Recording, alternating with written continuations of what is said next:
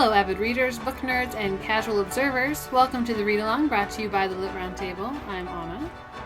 And I'm Joseph, and today we are talking about Hall of Smoke by H.M. Long. All right, welcome to week 5 of Hall of Smoke. Yeah, this week we're going to be talking about chapters 20 through 25. Yes, lots to discuss. Lots of things happened. Yes.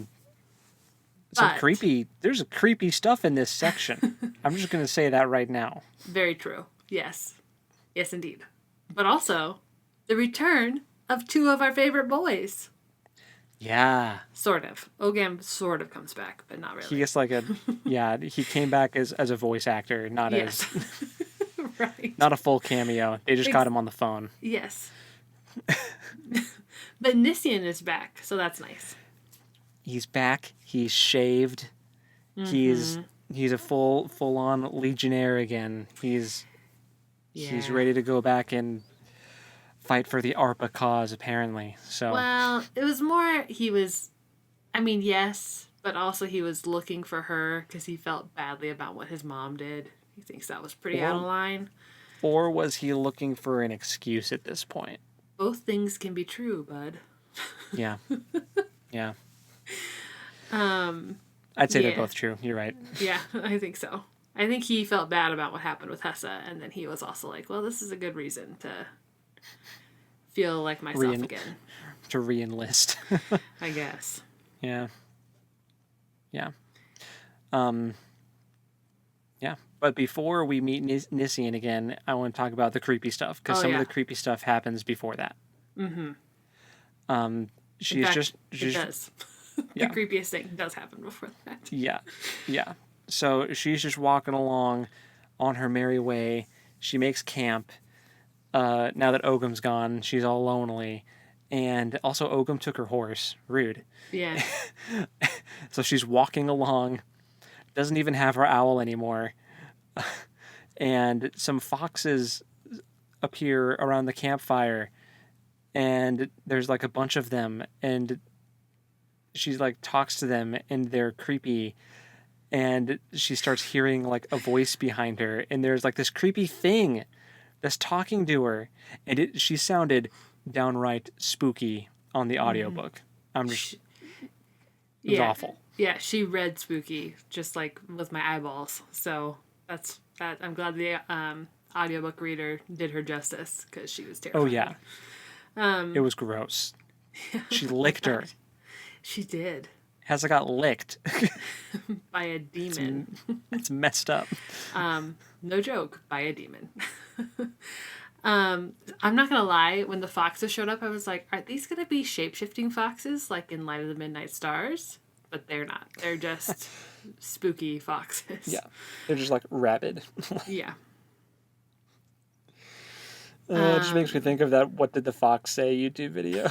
Oh my gosh. Way to take us all the way back to 2012. Yep, throwback. 10 years ago. Whole decade. Wow, that's 10 years ago. That's bizarre. That's gross. I feel so old. Yeah, dude. Anyway, there's creepy demons talking to her. And we actually learned some good information. Like, she had no recollection of what a human was. She said she'd been asleep for a long time. Mm-hmm. And she wanted to know where Ing was because Hessa tasted like Ing, apparently. I'm a little confused about that, and I'm sure it'll become more clear, because when Hessa talks to Ogham about it later, he basically reveals that this Shanik, is that how the audiobook said it? Yeah. Shanik? Yep. Is very old and very ancient, which explains why she was only talking about the old gods. The 4 pillars of creation and all this stuff. Right, so I'm not real sure how she would know about Aang if she's been bound for a long time. But then I think, did Ogham say that she had been rebound by Aang, perhaps? Yeah, I think that tree that Hessa passed in the beginning that was all busted open, I think that was her. I think that's pretty safe to assume. And that was one of Ing's like warding trees or whatever, and Yeah. it got broken because Ing's power is waning. But so here's my theory. Here's where I'm at now with like this whole divine power struggle. I think that the new gods like Ing were around when the old gods were around too. They were kind of, because also this demon Shannik or whatever kind of spoke of Ing as if they were on equal ground, like they were almost the same type of deity. Right. But Ogan made it sound And like Shannik was older than that. so I feel like maybe Ing and all these other quote new gods were just some sort of divine creature that was like lower tier than the old gods, but there was some kind of uprising and they bound the old gods. So Kind of Greek mythology style with like Kronos and Zeus and sure. Hades and all of them. I That's was gonna put a Lord of the Rings spin on it of like the Maiar suddenly decided they wanted to be the Valar. right. Yeah, like if the Maiar had decided we're going to overthrow the Valar, that's kind of like what this Yeah. reminds me of. Okay. But then the Valar start to break loose, as well as some of the Maiar that were still loyal to them. Okay. Because that's kind of what it was with that other creature that they fought before, with the Right. Soldurni people. The Seemed like it was still a name. I can't Yeah. remember. Yeah. So I feel like that's kind of what's happening, and then the new gods that overthrew the old gods weren't necessarily new; they were just change in management, and they branded themselves to the common people as the new gods who are, in charge now. So I feel like Ing's got some explaining to do. Yeah. Anyway, Yeah. that's kind of what I think is going on here. Well, and so the end of this encounter with Shannik ends with Hessa being pretty brutally attacked by the foxes and this demon. And by all means, she should have died. But another also old creature, ancient spirit of some kind, shows up and scares Shannik away. Mm-hmm. I feel like the big bear scaring away the scary demon does not bode well for what the big bear can do. Yeah. You know what I mean? The bear's freaky. And I also, total confession, I had no memory of her encountering that creature earlier, even though the book says that she did. I think it's when she's in the river and she is being held by the river. The Riverman or whatever. Thank you, the Riverman. And she looks in the trees and sees something hulking, but she doesn't see a clear vision of it. It's same here. She doesn't see it clearly. She's just oh, that reminds me of that scary thing I saw when I was also being held by the scary Riverman. Yeah. Who also could have killed me. This poor girl. Yeah. It's been an interesting couple weeks. She has, but you know what? She finally had a meltdown. She finally was overcome by grief and just the sheer amount of stress that she's been under, and she kind of loses it and kind of has a Golem moment, in my opinion. Yeah. Because she's beat up pretty bad. She doesn't have any equipment. She's just trying to claw at the earth and just keep on moving, and is not. And she's described as kind of going into a feral kind of demeanor, right? Nissian finds her and she's all huddled over herself, kind of almost inhuman, the way she's behaving. Very base instinct, fight or flight. Yes. And I appreciate that she finally had a meltdown, because this poor girl has had a meltdown coming to her for weeks. Mm-hmm. Yeah. Yep. And I think that H.M. Long has done a really good job of writing her grief, and kind of the way that we bottle it up. And so I think that the reason that this meltdown is so profound and like soul. I'm trying to think of what word I'm trying to think of. This meltdown is so complete is because she's been trying to hold it together and just like letting little like glimmers of the sadness out. Yeah. You know? She only allows herself to have little tiny memories of like Eater and Iska, Yeah. and she like tries to bottle it up as best she can, but then, enough near death experiences and you just kind of implode. Right. Near death And experiences and moments where you're like, I don't think that this goddess that I've spent my life devoted to actually cares about me or my people. yeah, there's a lot of that going on too. Yeah. A lot of her kind of pardon the use of like a really what am I looking for? Like hot button topic word. It seems like she's going through a lot of like religious deconstruction Oh. as she goes through Yeah. her story here, and just a lot of like things that she thought were true are maybe not so much, or maybe it's just a little more nuanced and less black and white than she thought. It's kind of, which it just reminds me of Ogum, because Ogum is like just the embodiment of nuance and just like he it seems like he sees everything in shades of gray, and Right. as opposed to like the religious zealot, the priest that Hessa used to be, and is kind of shifting away from. Yeah, they're very different, but Yeah. Speaking of priests, yeah, so when Nisian finds her, he's with the ARPA. the group that's going up north to the mountains. Yes. Thank you. The company. Wow, English is hard today. He's with the Yeah. ARPA company that has been sent north to investigate why the ARPA are so far north. And so they have the priest Quentis is also with this group. And she calls his religion witchcraft, which I just think is so funny because it's like the That killed pot me. calling the kettle black, right?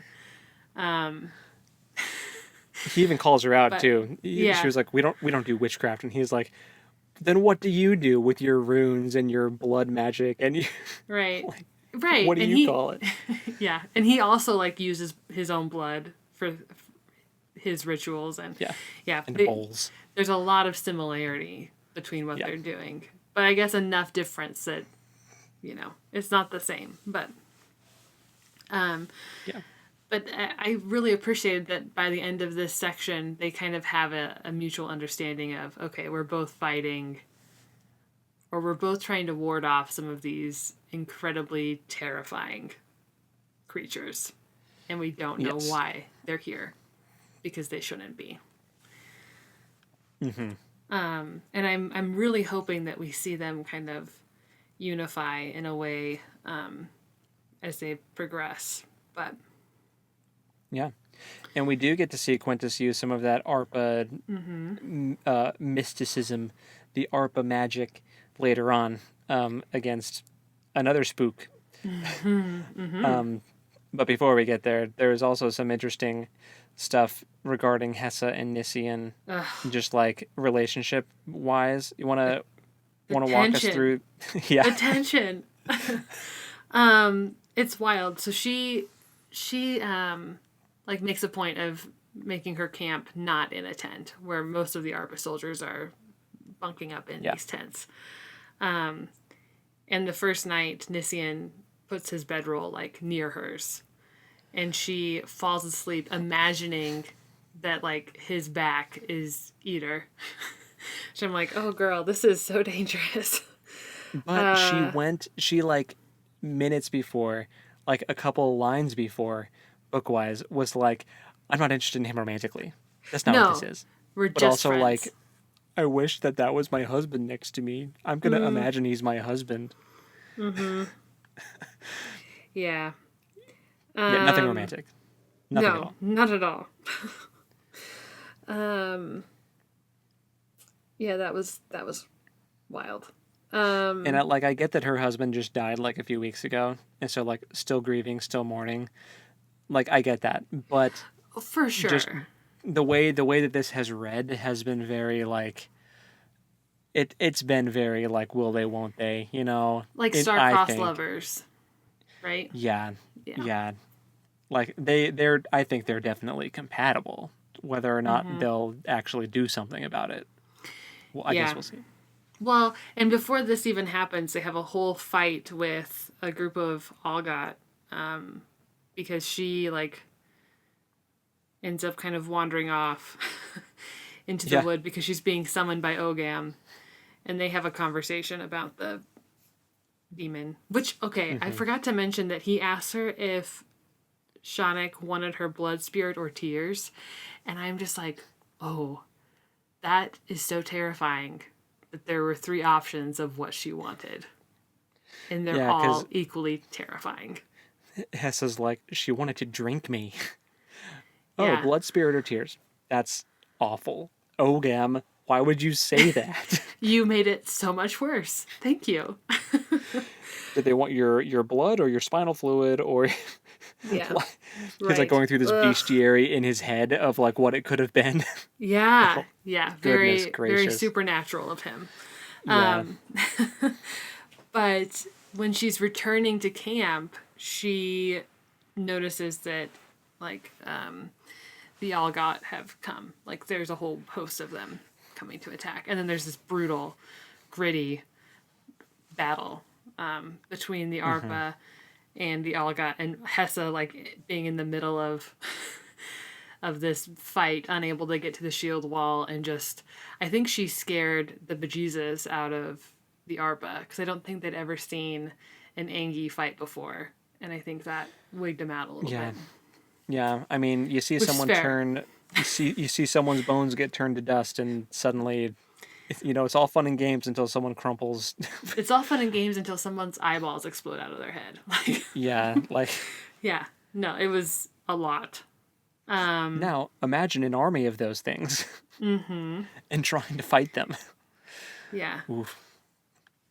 but so she's kind of like stuck outside the shield wall until Nisian and Estivius, who was one of the guys in the cave, intercede and help her fight to the shield wall. And then she's in the shield Hmm. wall, and she's just like, okay, I can relax for a second. Not really, but she's Yeah. pretty spent. Oh, Castor's in this group too. Forgot to mention. Yes. That's added some drama, you know. Mm-hmm. I think she also wigged Castor out too, for Oh, sure. for sure. Because after the fight, he was like kind of confronting her about things, and Mm-hmm. eventually Nisian has to tell him to just walk away before Hessa tries to take his head off. But Yeah. he was Yep. like, he's scared too. You freaked him out. Like, don't take it personally. Right. Just gonna have to deal with it. Yep. But We also find out that her name means remember the past, which I think was kind of cool. And I think that's definitely going to come back around. So I just want yeah. to make a note of Hmm. that. Yeah, she and Nisian are helping each other process a lot of trauma. Like, I mean, in some ways he doesn't Begrudgingly. realize it. Yeah. But I think he really wants to help her process, like, that she's gone through some really horrific things recently. Yeah. And the fact that every village they come to, every Angan village they come to, is empty. And there are no people. Yeah. And she just keeps hoping that it's because they all left. These bodies, nah, it's not what you think it is. Even though in this last village that they found, like in the mountains, close to Yeah. where the Algat come from, she finds like literal skeletons, like Yeah. decayed bodies that have been there sitting for weeks. It's like, yeah, I wonder who they are. Yeah. So she does start to perform some rites for those bodies in that last village. Yeah, at the bequest of Ing, Mm-hmm. who randomly Mm-hmm. shows up yeah, Hessa runs off to the temple in this town, and in this destroyed town where the most fierce and ferocious of the Ingi are supposed to live there because they're right on the border. Mm-hmm. So she goes to check it out without the Legion and goes into the temple. What did they call it? The Hall of uh it wasn't smoke. Oh. It was like the next tier down from the Hall of Smoke, like wind or uh I don't have it written down, but I bet I can find it quickly. Hold on. something. Well, yeah, if you want to. It's not super important, but basically she goes into the temple, and then there's this creature that appears, and it's Ing, and Ing says their souls must be put to rest, do the rites for them. And so Hessa starts to sing. She sings the funeral songs and everything to like release their souls, like she wasn't able to do at the Hall of Smoke. She's able to do it here, and she can kind of sense all the souls of the people there being released. But then the creature starts to laugh, and Hessa realizes that it looks a little off, and that it's not really Ing. She asks it to take off its helmet, and it's got like weird, gross features and like wounds and stuff, and it's bloody. And then it like transforms into this monster. So we did get a shapeshifter, just wasn't a fox, but we Right. got a creepy shapeshifter that was pretending to be Ing, and I feel like Hessa releasing the souls might have done something to help it, like if it like absorbed that somehow. I don't know, but it Yeah. seemed to like that she did that, which I think is not a good sign. Agreed. Um, She was. but It's the Hall of Vision, by the way. Vision, okay, yeah. Mm-hmm. So they're in the Hall of Vision, Mm-hmm. and she's freaking out, thinking, "I'm gonna have to fight this thing." She like the thing lifts her up by the throat. She tries to use her fire, does nothing. Lands an axe under its arm, doesn't really do much, and then the Legion does show up eventually to help her out, and we get to see the bowl magic with Quentis, Yeah. um, the ARPA priest, and he like throws water out of his bowl in like an arc for like a ward thing, and he does some stuff, and he's able to like freeze the monster in place, and he actually like hurts it pretty effectively Mm-hmm. with his ARPA magic. So we know that the ARPA aren't just full of empty, you know, stuff. Like their magic is legit and it actually does something. So now we know that. Uh huh. Um, yeah, so they were able to kind of subdue this nasty shapeshifter thing. So Yeah. still unclear on like what exactly it was, but if an ARPA priest is able to take care of it, I feel like it wasn't the same level as creepy fox demon from before. Maybe like a little lower Well, than that. But maybe, but also he's not as spent as Hessa is right now, and that's he true. wasn't tricked into thinking that it was his god first. Like her defenses were down. Yeah. Yeah, that's fair. Who knows? I Maybe have we'll. a feeling we'll find out. Yeah. One would hope. I do just want to say that my It's like handwriting is terrible. it's Estevius. Estivius. Yeah. He's growing on me. I have a good feeling about him, and I Yeah. don't know He like why. came. He came to Hessa's aid and was like a really good support for her in this Mm-hmm. moment. She took a lot of comfort in him being there, which was nice to read, if but not surprising. But it was Right. nice. Yeah. Yeah. And there's, she and Nissian are making eyes at each other through this encounter. Yeah. Once she figured out which helmeted person was Nissian. Right. But, yeah. Yeah. A lot happened in this section. It was very Mm, intense. yeah. Yeah. And For sure. I do just want to say that I feel like this book is becoming like one of my.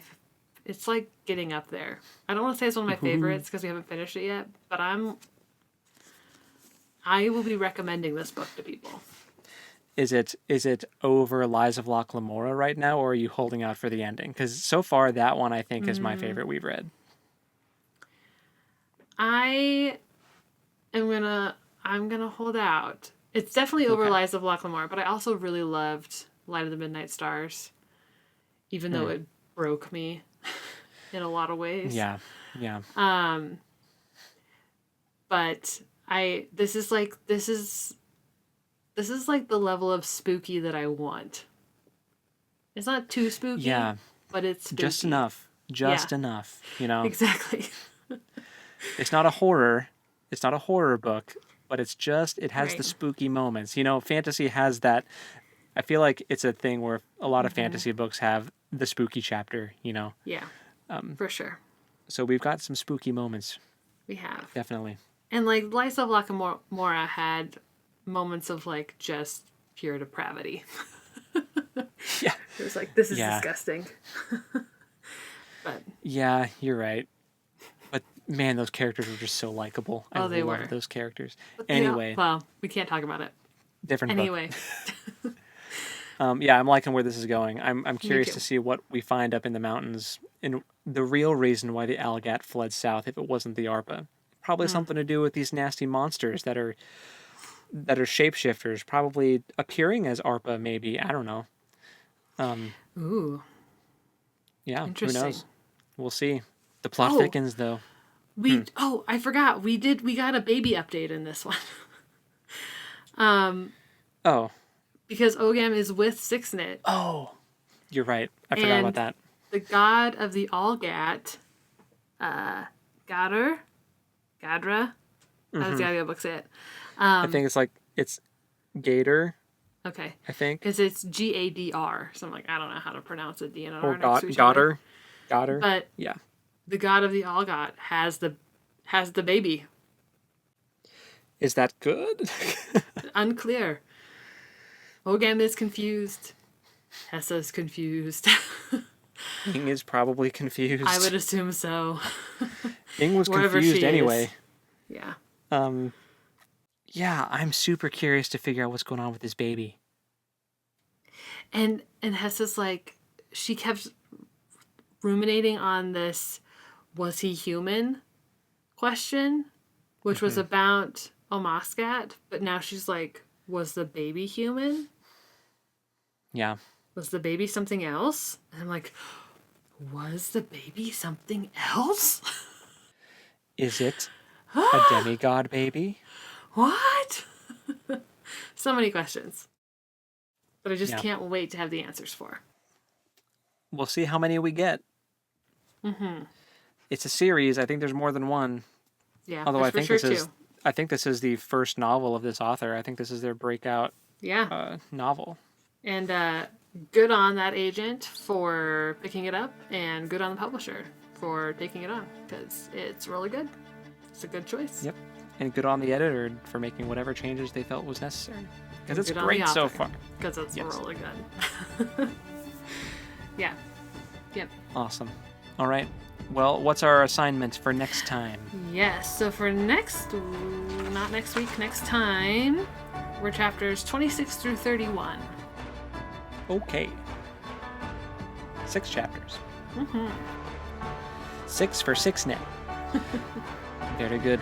Alrighty. Well, I guess I can't wait to read along with the rest of y'all and figure out what's going on. But I guess until next time, happy reading. And we'll talk at you next time. Later. Bye.